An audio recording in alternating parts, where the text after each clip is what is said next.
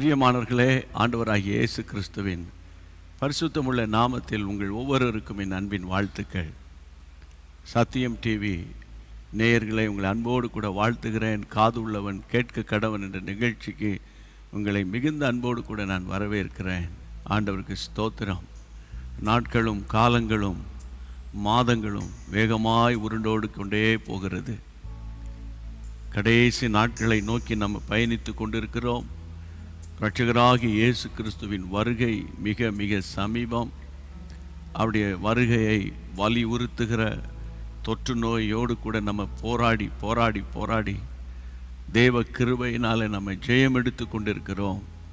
கர்த்தராகிய இயேசு கிறிஸ்துவின் நாமத்தினால இந்த இரவில் அவருடைய ஊழியக்காரனாக நின்று நான் உங்களை அன்போடு கூட வாழ்த்துகிறேன்.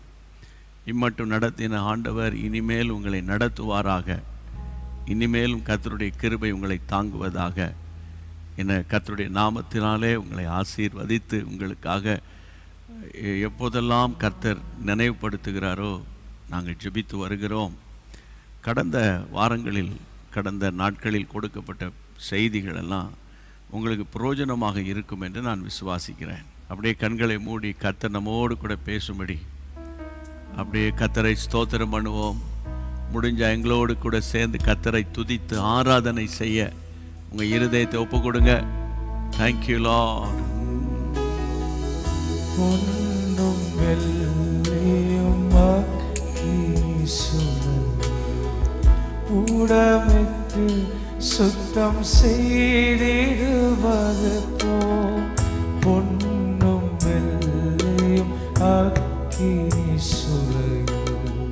கூடமிட்டு சுத்தம் செய்திடுவது போல் உபத்திரவத்தின் குகையில் சோதித்தென்னை உத்தமனாய் நிறுத்த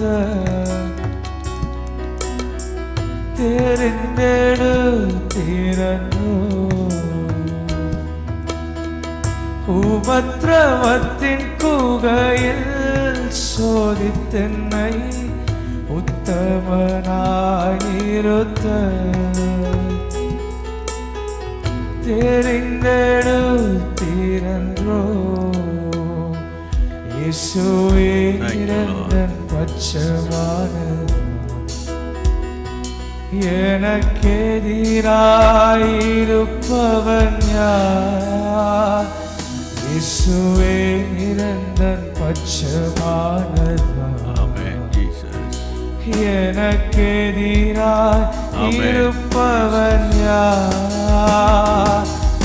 நல்லாயனும் நீரே, நல்லேயனும் நீரே, என் பாதை காட்டி காத்திடும் என் தீபமும் நீரே. நல்லாயனும் நீரே, நல்லேயனும் நீரே, என் பாதை காட்டி காத்திடும் என் தீபம் நீரே. தகப்பனே, இந்த இரவு நேரத்தில் உம்முடைய பிள்ளைகளை உம்முடைய பிரசன்னத்துக்குள்ளே நாங்கள் கொண்டு வர கர்த்தர் கிருபை பாராட்டினதுக்காக நன்றி. உம்முடைய மகா பெரிய பிரசன்னம் உம்முடைய பிள்ளைகளின் இருதயத்தையும் சிந்தையும் வீடையும் சூழ்ந்து கொண்டதுக்காக உமக்கு ஸ்தோத்திரம், உமக்கு ஸ்தோத்திரம், உமக்கு ஸ்தோத்திரம். கிருபைக்கு ஒப்பு கொடுக்கிறேன் ஆண்டவரே. கர்த்தர் நல்லவர், கர்த்தரால் கூடாதது ஒன்றுமில்லை. உம்முடைய அன்பின் கரத்தில் ஒப்பு கொடுத்து நாங்கள் ஜெபிக்கிறோம். இந்த ஜெபத்தை கேட்ட தேவனுக்கு மகிமை உண்டாவதாக. இயேசுவின் நாமத்தினாலே உம்முடைய ஜீவனுள்ள வார்த்தை உம்முடைய பிள்ளைகள் ஆவி ஆத்துமா சரீரத்தில் புது பலனை கொண்டு வரட்டும். தேவ சமாதானம் உம்முடைய பிள்ளைகளை ஆட்கொள்ளட்டும். ஜெபத்தை கேட்ட தேவனுக்கு மகிமை உண்டாவதாக. இயேசுவின் நாமத்தில் பிதாவே, ஆமென். கர்த்தருக்கு ஸ்தோத்திரம். பிரியமானவர்களே, இந்த நாட்களிலே நமக்கு இருக்கிற ஒரே ஒரு நம்பிக்கை, நமக்கு இருக்கிற ஒரே ஒரு ஆதாரம், என் மீட்பர் உயிரோடு இருக்கிறார். ஆதாரம் என்ன?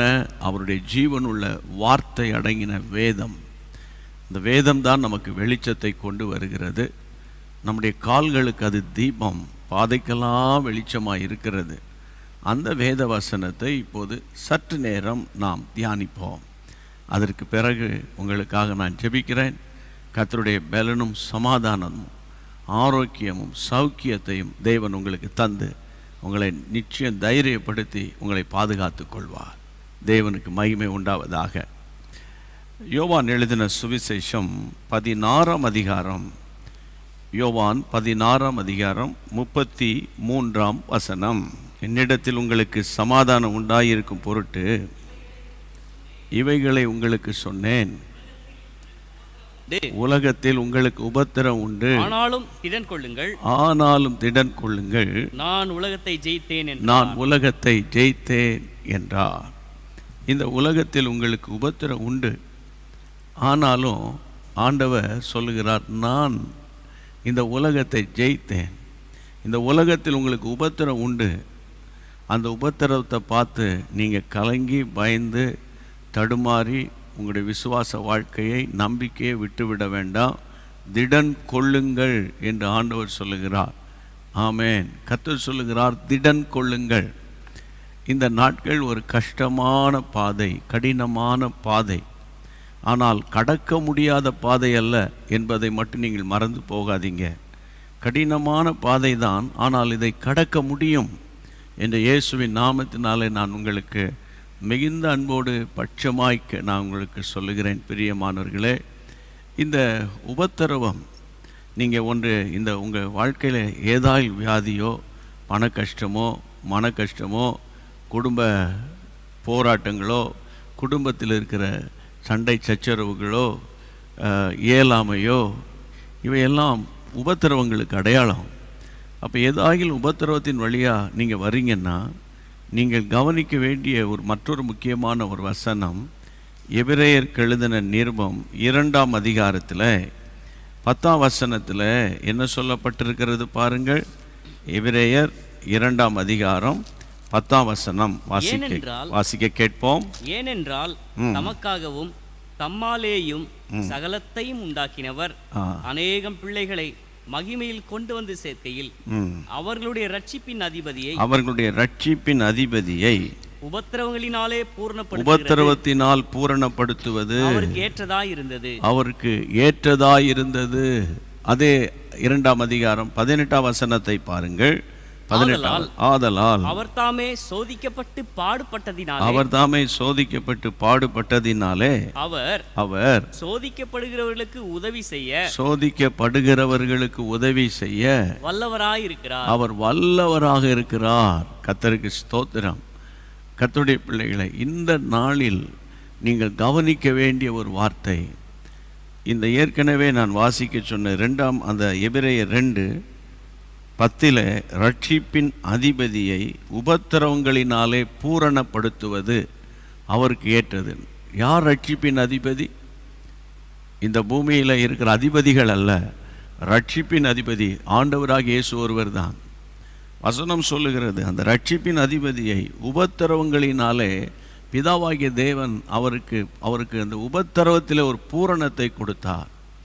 அதனால தான் 18ஆம் வசனத்தில் அந்த அதிகாரம் முடியும் போது, ஆதலால் அவர்தாமே சோதிக்கப்பட்டு பாடுபட்டதினால சோதிக்கப்படுகிறவர்களுக்கு உதவி செய்ய ஆண்டவர் வல்லவராக இருக்கிறார். அருமையான வசனம். அதாவது உபத்திரவத்தில் இருக்கிறவர்களுக்கு உதவி செய்கிற தேவன், உபத்திரவப்படுகிறவர்களுக்கு உதவி செய்கிற தேவன். உபத்திரவப்படுகிறவனுடைய உபத்திரவத்தை அற்பமாக எண்ணாத ஆண்டவர் என்று சங்கீதக்காரன் சொல்லுவது போல, இங்கே அவர் உதவி செய்கிறார் என்று வேதம் தெளிவாக நமக்கு போதிக்கிறது. எனக்கன்பான தேவனுடைய பிள்ளைகளே, எபிரேயர் 4ஆம் அதிகாரம் 15ஆம் வசனத்திலும் இப்படிப்பட்ட ஒரு நல்ல வார்த்தையை நீங்கள் பார்க்கலாம். எபிரேயர் 4:15 நம்முடைய பலவீனங்களை குறித்து பரிதபிக்க கூடாத பிரதான ஆசாரியர் நமக்கு இராமல் எல்லாவற்றிலும் நம்மை போல சோதிக்கப்பட்டும் பாவம் இல்லாதவராயிருக்கிற பிரதான ஆசாரியரே நமக்கு இருக்கிறார். ஆமென். நம்முடைய பலவீனங்களை குறித்து பரிதபிக்க கூடாத பிரதான ஆசிரியர் நமக்கு இராமல் எல்லா விதத்திலும் நம்மை போல சோதிக்கப்பட்டார். நல்ல நீங்கள் கவனிக்க வேண்டிய வார்த்தை. ஆண்டவராகிய இயேசு கிறிஸ்து அவர்தான் வானத்தை பூமி உண்டாக்கினார். அவர் மாம்சத்தில் வெளிப்பட்டார். மாம்சத்தில் வெளிப்பட்ட போது 33 வருஷம் இந்த பூமியில் மனுஷனாய் மனிதனுக்குரிய எல்லா விதமான போராட்டம், கஷ்டம், உபத்திரம் எல்லாம் அவருக்கு வந்தபோது இந்த வசனம் சொல்லுகிறது, கர்த்தருடைய பிள்ளைகளே, அதாவது எல்லா விதத்திலும் நம்மை போல சோதிக்கப்பட்டார்.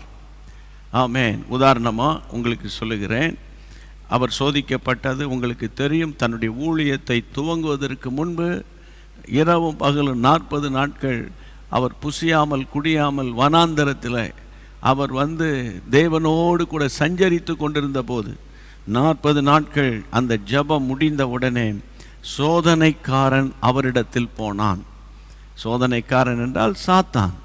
அவரை சோதித்தான், 3 விசை சோதித்தான். ஆனால் அந்த சோதனை அவர் ஜெயித்த போது, சத்துருவை மேற்கொண்ட போது, அங்கு அவர் வனாந்தரத்தில் 40 நாட்கள் சஞ்சரித்தார். லூக்கா 4ஆம் அதிகாரம் 1 வசனம் அப்படி சொல்லுகிறது. வனாந்தரத்துக்கு ஆவியானவராலே கொண்டு போகப்படுறாரு. 40 நாட்கள் உபவாசம் பண்ணி ஜெபிக்கிறார். சாத்தானாலே சோதிக்கப்படுகிறார். ஆனால் அந்த கர்த்தருடைய பிள்ளைகளை, லூக்கா 4ஆம் அதிகாரம் 14ஆம் வசனத்தை நீங்கள் பார்த்தால் வேதம் சொல்லுகிறது, பின்பு இயேசு ஆவியானவருடைய பலத்தினாலே கலிலேயாவுக்கு திரும்பி போகிறார். அவருடைய கீர்த்தி சுற்றிலும் இருக்கிற தேசம் எங்கிலும் பரம்புகிறது. ஆவியானுடைய பலன் அவருக்கு வருகிறது. அவர் சோதிக்கப்படுகிற தேவன். ஆனால் அந்த சோதனையில் அவர் சிக்கவில்லை, சாத்தான் சிக்கி கொண்டான். கர்த்தரோ ஜெயம் எடுத்தார். இன்றைக்கு இந்த எபிரேயர் 4ஆம் அதிகாரத்தில் 15ஆம் வசனத்தில் சொல்லப்பட்டதை திரும்ப சொல்லுகிறேன். நம்மை போல எல்லா விதத்திலும் நம்மை போல சோதிக்கப்பட்டவர்.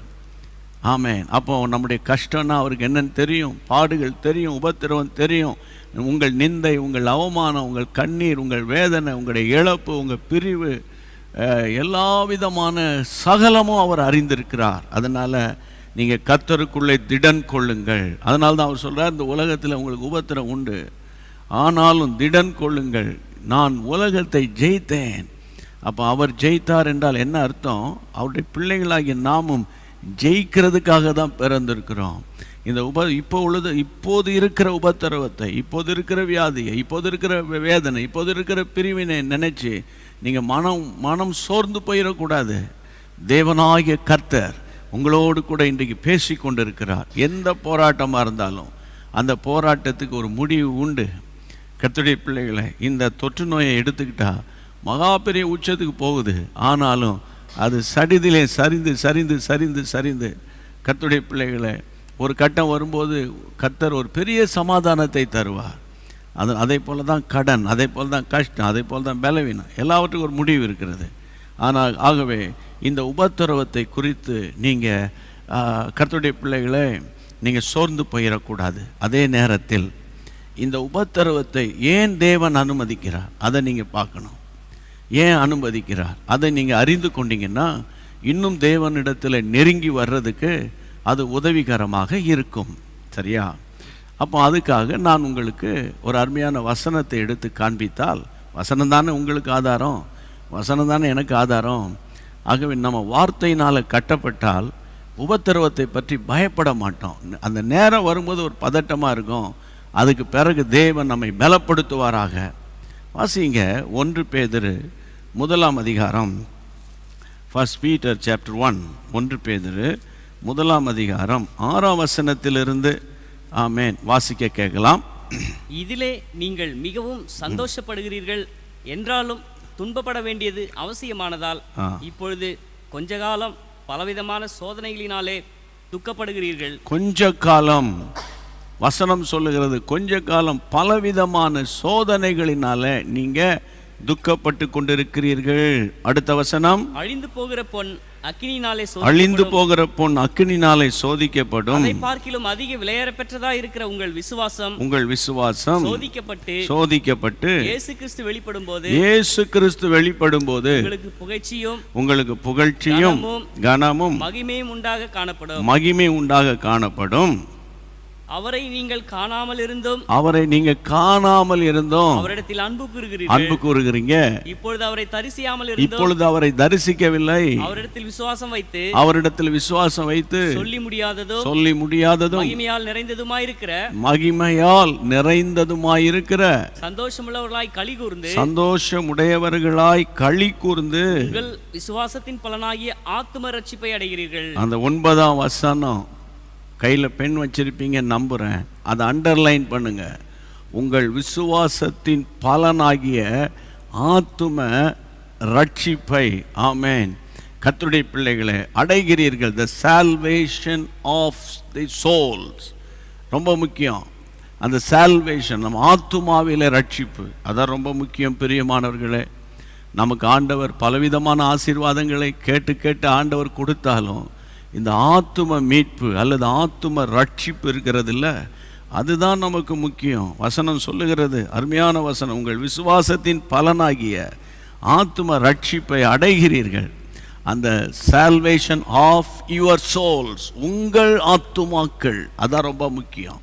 அப்போ நான் இன்றைக்கி என்ன உங்களோடு பேசிகிட்டு இருக்கேன்னா, நீங்கள் ஏதாவது நெருக்கத்தில், கஷ்டத்தில், கடனில், பாரத்தில் போகிறீங்க, அதை கர்த்தர் மாற்ற போகிறார். அதில் மாற்று கருத்து இல்லை. இந்த சூழ்நிலை இப்படியே இருக்காது.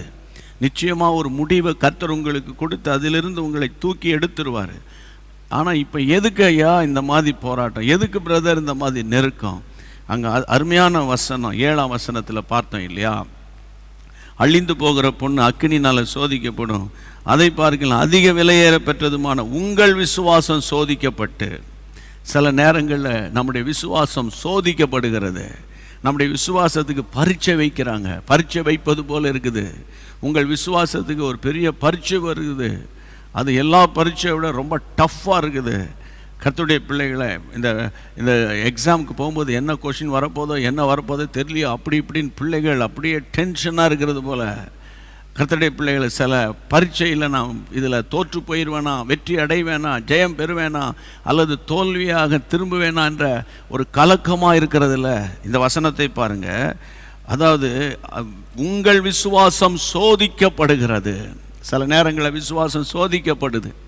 உதாரணத்துக்கு சொல்கிறேன், சீஷர்கள் படவில் போயிட்டுருக்கிறாங்க. இயேசுவோ கீழே அடித்தட்டில் போய் படுத்து அவர் நல்ல சவுண்ட் ஸ்லீப்பில் இருக்கிறாரு. திடீர்னு பயங்கரமான புயல் காற்று வந்து அந்த புயல் காற்றின் சீற்றத்தினால அந்த கடல் நீர் படகுக்குள்ளே வந்து படகு அமிழ்ந்து விடும் அமிழ போகிறது. அங்கே சிச்சுவேஷனில் அவகளிக்குது. இந்த சீஷர்கள் அதை பார்த்த உடனே கர்த்தருடைய பிள்ளைகள் இயேசுவை போய் அவங்க எழுப்புறாங்க. நீங்கள் நல்ல கவனம் கேளுங்க, இந்த சத்தியம் உங்களுக்கு தெரியும், அதனால் அந்த வசனத்தை நான் எடுத்து காமிக்கல. ஐயா, வானத்தையும் பூமியை உண்டாக்கினவர், அந்த கலிலேயா கடலை உண்டாக்கினவர் அங்கே உறங்கிக்கிட்டு இருக்காரு. ஆனால் அவரோடு பிரயாணம் பண்ணுறவனுக்கு டென்ஷனாக இருக்குது, அவரோடு பிரயாணம் பண்ணுறவனுக்கு கலக்கமாக இருக்குது, வேதனையாக இருக்குது, போராட்டமாக இருக்குது.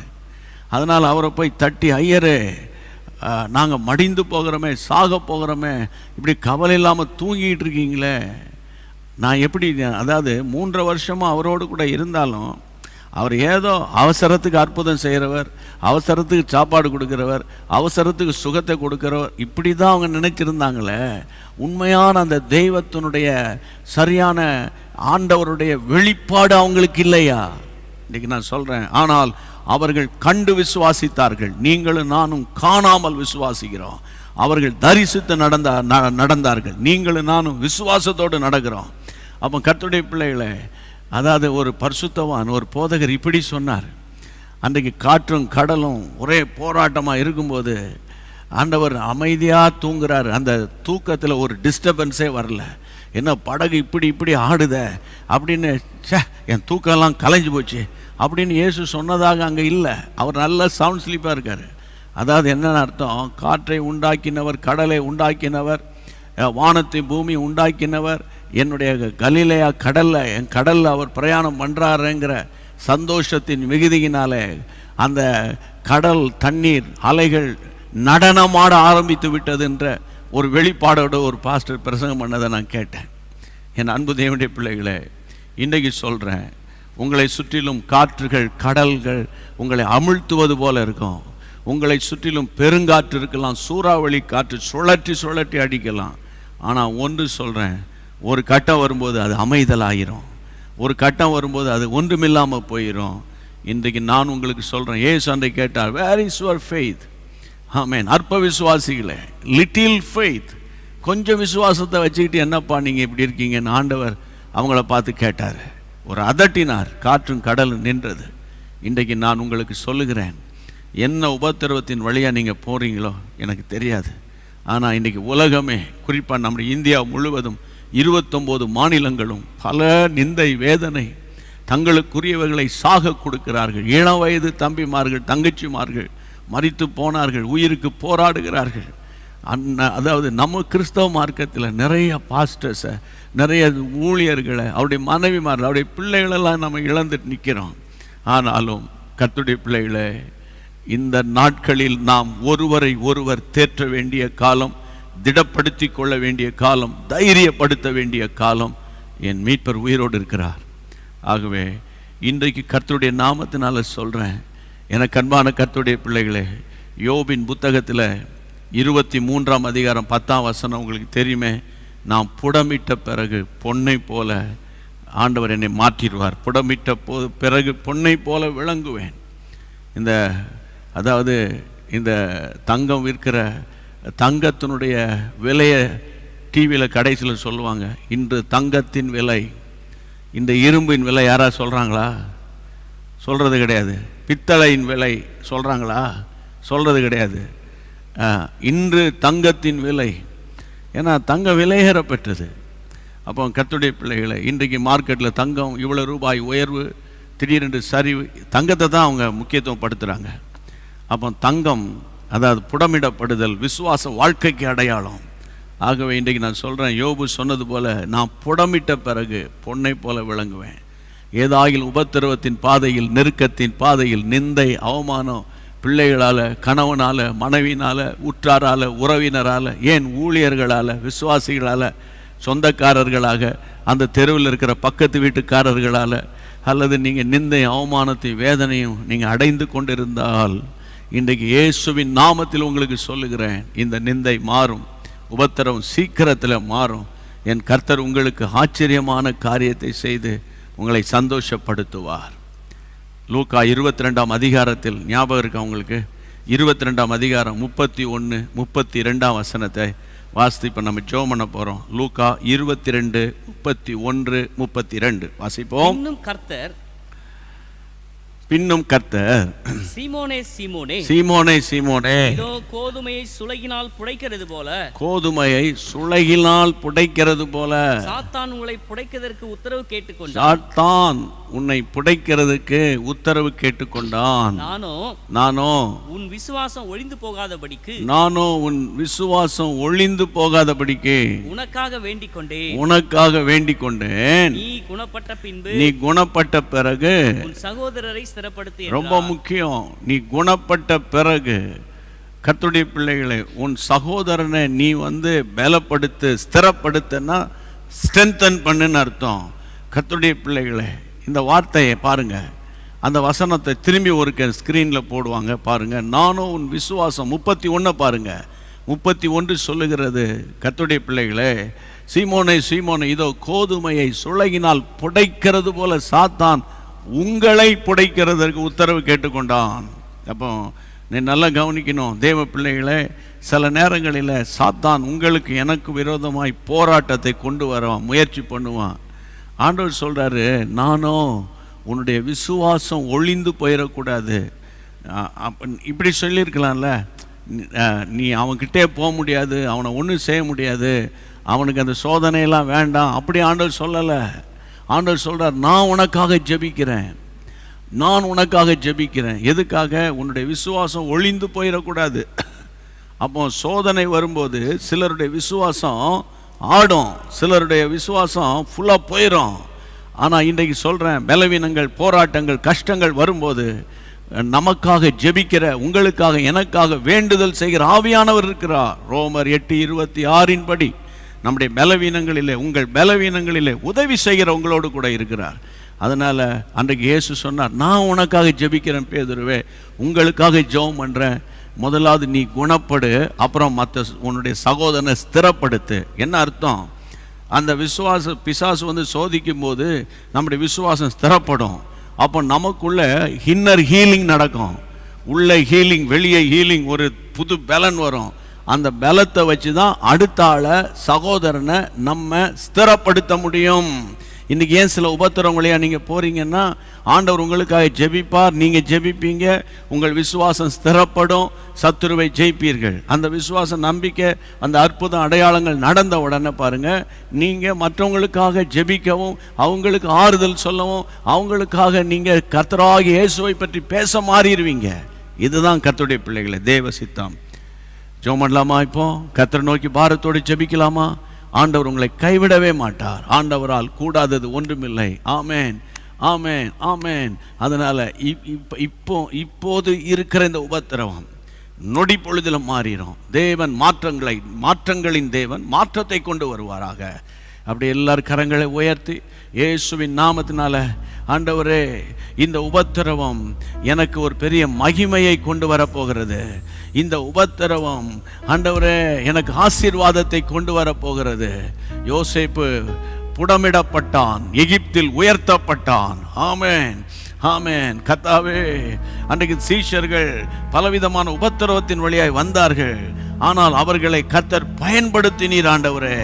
இயேசுவின் நாமத்தினால யோபு சொன்னது போல, புடமிட்ட பிறகு நான் பொன்னை போல மாறிடுவேன், நான் ஒரு வேல்யூபிள் பர்சனா மாறுவேன், நான் ஒரு ப்ரெஷியஸ் பர்சனா மாறிடுவேன் என்று அவர் சொன்னது போல, தகப்பனே, இப்பொழுது யார் யார் என்னென்ன வேதனையோடு, கஷ்டத்தோடு, கடனோடு, விசேஷமா கொரோனாவோடு போராடி கொண்டிருக்கிறார்களோ, இந்த உபத்திரவம், இந்த வியாதி, இந்த போராட்டம் இயேசு கிறிஸ்துவின் நாமத்தில் மாறுவதாக. ஒரு தைரியத்தை கொடுக்கிறீர், ஒரு சந்தோஷத்தை கொடுக்கிறீர், ஒரு தன்னம்பிக்கையை கொடுக்கிறீர். இப்பொழுது யாரெல்லாம் என் கூட சேர்ந்து ஜெபிக்கிறாங்களோப்பா, அத்தனை பேருக்கு அப்படியே நீ செய்கிறீர் ஆண்டவரே. உமக்கு ஸ்தோத்திரம், ஸ்தோத்திரம், ஸ்தோத்திரம், ஸ்தோத்திரம், ஸ்தோத்திரம். கர்த்தருக்கு ஸ்தோத்திரம். இந்த ஜெபத்தை நீர் கேட்டதற்காக ஸ்தோத்திரம். இயேசுவின் நாமத்தில் நல்ல பிதாவே, ஆமென்.